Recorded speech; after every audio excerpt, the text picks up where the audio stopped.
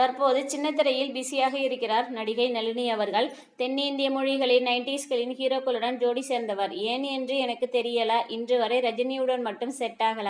அதனால் எனக்கு எந்த வருத்தமும் இல்லை என்றும் கூறும் நளினி அவர்கள், நடிகைகள் தங்களுக்கு ஏற்பட்ட துன்பங்களை சொல்லி வரும் நிலையில் நடிகை நளினி அவர்கள் கூறுகிறார், நம்மிடம் ஒருவர் எப்படி பழகுகிறார், எந்த எண்ணத்தில் நெருங்குகிறார் என்பதை நாம் அவர்களின் கண்கள் மற்றும் பேசும் வார்த்தையை வைத்து கண்டுபிடித்து விடலாம்.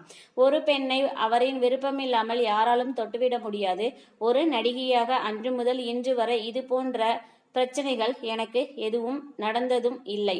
அதற்கு நடிகர்களும் காரணமாய் இருந்தார்கள்.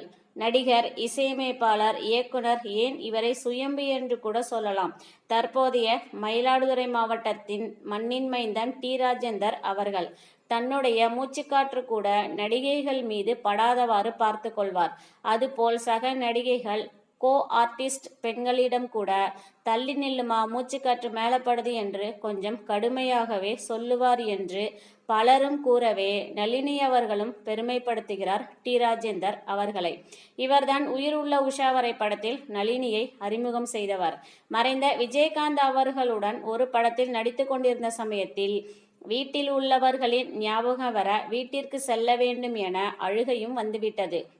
இதனை அறிந்த விஜயகாந்த் அவர்கள் என்னை சமாதானம் செய்ததுடன் என்னுடன் பிளே திங்ஸ் அனிமல் விளையாட்டுகளை விளையாடி என்னை சமாதானப்படுத்தினார். அத்துடன் நளினியை சமாதானம் செய்யுங்கள், இல்லையெனில் நமது வேலை கெட்டுவிடும் என்று சிரித்து கொண்டே கூறுவார்.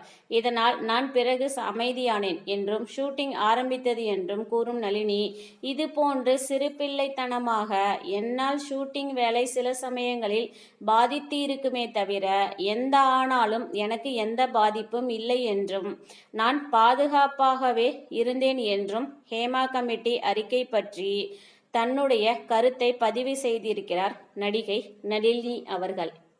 தொடர்ந்து இணைந்திருங்கள் கண்மணி தகவல்கள் சேனலுடன். லைக் செய்யுங்கள், ஷேர் செய்யுங்கள், கமெண்ட் செய்யுங்கள், சப்ஸ்கிரைப் செய்யுங்கள். மீண்டும் வேறு ஒரு நல்ல பதிவுடன்